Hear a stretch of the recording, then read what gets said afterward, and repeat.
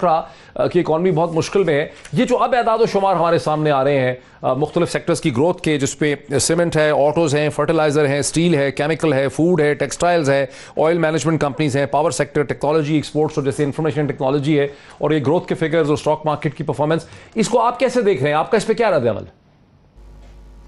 Doctor साहब, मैंने जब पहली दफा 3.94 की जीडीपी ग्रोथ की फिगर सुनी तो आप यकीन जानिए कि दिल को बड़ी खुशी पहुंची।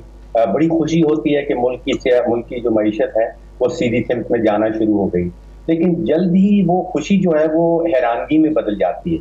और वो हैरानगी में इसलिए बदल जाती है कि सिर्फ एक महीने पहले हुकूमत खुद से जो है वो कहलाता है MTBF, medium term budgetary framework, एक महीना पहले वो बनाया गया है और उसमें सारे आदाद शुमार जमा करके हुकूमत ने IMF को बताया कि हम ये एक्सपेक्ट कर रहे हैं कि हमारी ग्रोथ जो है वो 2.9% आएगी।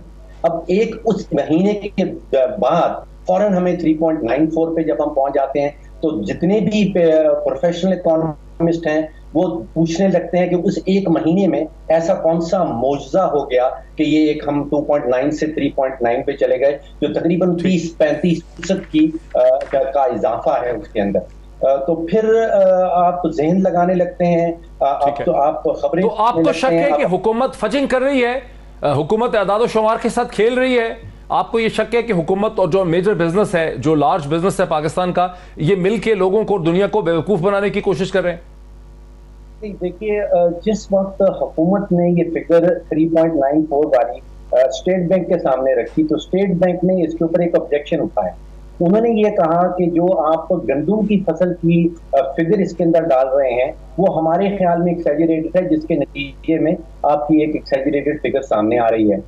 जब हुकूमत ने मिनिस्ट्री ऑफ फाइनेंस के सामने ये वाली फिगर रखी, उनके अपने जो इकोनॉमिक एडवाइजर हैं उन्होंने ऑब्जेक्शन उठाया कि जिसमें सरमायाकारी की फिगर आपने लगाई है वो बहुत एक्सैजरेटेड लगाई है, वो जिसके नतीजे में आप एक एक्सैजरेटेड फिगर सामने आ गई है। उसके बाद आप सोचिए कि हुकूमत खुद से ये बता रही है कि बिजली और गैस की खपत जो है वो तकरीबन 22% कम हुई है। तो फिर मैं सोच रहा था कि अगर बिजली और गैस की खपत कम हो गई है तो ऐसी कौन सा कारोबार है, ऐसा कौन सी इंडस्ट्री है जो कि फल फूल रही है लेकिन ना वो बिजली इस्तेमाल कर रही है ना वो गैस इस्तेमाल कर रही है। अच्छा, फिर देखिए आपने बार बार जिक्र किया, वेरी इंटरेस्टिंग, बड़ा रेलेवेंट है। मुझे जरा इंडस्ट्री की तरफ जाने दीजिए डॉक्टर फारूक सलीम साहब। ये जो है कि गवर्नमेंट का असल मसला है, प्राइवेट सेक्टर का नहीं है। गवर्नमेंट में ये क्लियरली कहा जा रहा है इस्लामाबाद में कि प्राइवेट सेक्टर हमारा इनोवेटिव नहीं है, वो उस तरह से मॉडर्निटी को समझ नहीं पा रहा। इस पर क्या आपका रद्द-ए-अमल है? देखिए, मेरा ज़ाती तजुर्बा जो रहा है, तो मेन बोझ है हमारी रियासत के ऊपर वो हुकूमत खुद से है और हुकूमत के अपने अखराजात। हमारा प्राइवेट सेक्टर जो है वो निहायत कंपैरेटिव सेक्टर है।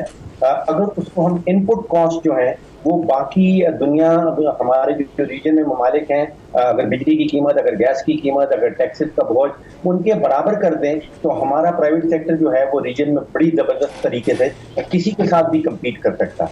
लेकिन वो पहले वाली जो बहस हो रही थी डॉक्टर साहब, वो बड़ी इंपॉर्टेंट है। एक दो बातें अगर आप इजाज़त दें मैं उसमें ऐड कर दूँ। देखिए, हुकूमती दावे बेशुमार आ रहे हैं। आपने बार बार जो है स्टॉक एक्सचेंज का भी जिक्र किया, आपने करंट अकाउंट का भी जिक्र किया। इन दोनों चीजों का पाकिस्तान की जो आम आवाम है उसका कतन उससे कोई ताल्लुक नहीं है।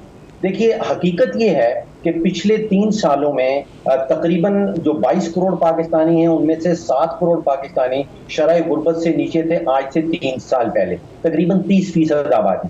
आज तकरीबन 40 से 41% आबादी ऐसी है जो शरह गुर्बत से गिर गई है। तो ये स्टॉक एक्सचेंज बढ़ रहा है, ये GDP की ग्रोथ बढ़ रही है, इसका इवेंचुअल एम क्या है? इवेंचुअल ऑब्जेक्टिव किसी भी रियासत का ये है कि हमने अपने गुर्बत अपने मुल्क से दूर करनी है। देखिए, जो 2 चीजें हैं जिनका जवाब नहीं दिया जाता, जो आम 22 करोड़ पाकिस्तानियों के लिए इंपॉर्टेंट है, वो सिर्फ 2 चीजें हैं। वो पहली चीज महंगाई है और वो दूसरी चीज उनकी तनख्वाहें हैं या जो वेजेस हैं। ये इन्फ्लेशन जो है, महंगाई बहुत तेजी से बढ़ रही है और वेजेस एक्चुअली जो पिछले 60-65 सालों में कोई पीरियड ऐसा नहीं था जिसमें गिरी हो, पिछले 3 सालों से मुसलसल गिर रही है। अब एज ए मुल्क हमने ये सोचना है कि हमें किस किस्म की ग्रोथ चाहिए। एक कहलाती है प्रॉफिट लेड ग्रोथ, जिसका आप जिक्र कर रहे हैं, जिसमें जो ऑलरेडी अरबपति कंपनीज हैं, जिनके नुमाइंदे कुछ इस वक्त हमारे साथ बैठे भी हैं, क्या हमने उनको और अमीर करना है? दूसरी ग्रोथ कहलाती है वेज लेड ग्रोथ, यानी कि जो तनख्वाहें हैं 22 करोड़ पाकिस्तानियों की, उनको हमने बढ़ाना है और उसके थ्रू ग्रोथ लेना है। अभी जितनी आप बहस बता रहे हैं कि सीमेंट की सेल्स बढ़ गई हैं, ऑटो की सेल्स बढ़ गई हैं, ये यकीनन बढ़ गई हैं, ये सब सही फिगर्स हैं, लेकिन इस वक्त हम जा रहे हैं प्रॉफिट लेड ग्रोथ में। वो चंद हल्के जो हैं, जैसे अभी एक पाइट की स्टडी आई है जिसमें कहा जा रहा है कि 60 से 70% स्टॉक एक्सचेंज में वो सिर्फ 33 फैमिलियों के हैं। तकरीबन 2.5 लाख टोटल में पाकिस्तानी की उनके पास। अच्छा, very interesting, quick response doctor Farooq Salim. Doctor साहब, बैंक कभी भी छुपाए नहीं जा सकते। आप महंगाई की फिगर्स इस खित्ते की पूरी दुनिया की कंपेयर कर लें, इस खित्ते में पाकिस्तान में जो महंगाई हुई है वो सबसे ज्यादा है, और पाकिस्तान की अपनी तारीख की आप महंगाई देख लीजिए। 3 सालों में जो 35 रुपए का किलो आटा था 3 साल पहले, वो आज 75 रुपए है, यानी कि तकरीबन 100% इजाफा है आटे की कीमत के अंदर। पाकिस्तान की 70 साल तारीख में आपको 3 साल का कोई भी दौरानिया ऐसा नहीं मिलेगा जिसमें आटे की कीमत 100% बढ़ गई हो। आपको दुनिया का कोई मुल्क ऐसा नहीं मिलेगा जहां पे आटे की कीमत 100% बढ़ गई हो। चीनी की कीमत 55 से गई है, 100 से ज्यादा बढ़ गई है, 3 सालों में 100% इजाफा है। पाकिस्तान की 70 साल तारीख में आपको 3 साल का कोई दौरानिया ऐसा नहीं मिलेगा जिसमें चीनी की कीमत 100% बढ़ी हो। आप इस खित्ते में आपको कोई मुल्क ऐसा नहीं मिलेगा जिसमें चीनी की कीमत 100% बढ़ गई हो सिर्फ 3 सालों के अंदर। 3 साल पहले आपके घर में, आपके स्टूडियो में, मेरे घर में जो हम बिजली खरीदते थे वो 10 से 11 रुपए यूनिट आती थी, आज ये 23 से 24 रुपए यूनिट है। पाकिस्तान की तारीख में कोई 3 साल का दौरानिया ऐसा नहीं है जिसमें बिजली की कीमत 100% बढ़ गई हो।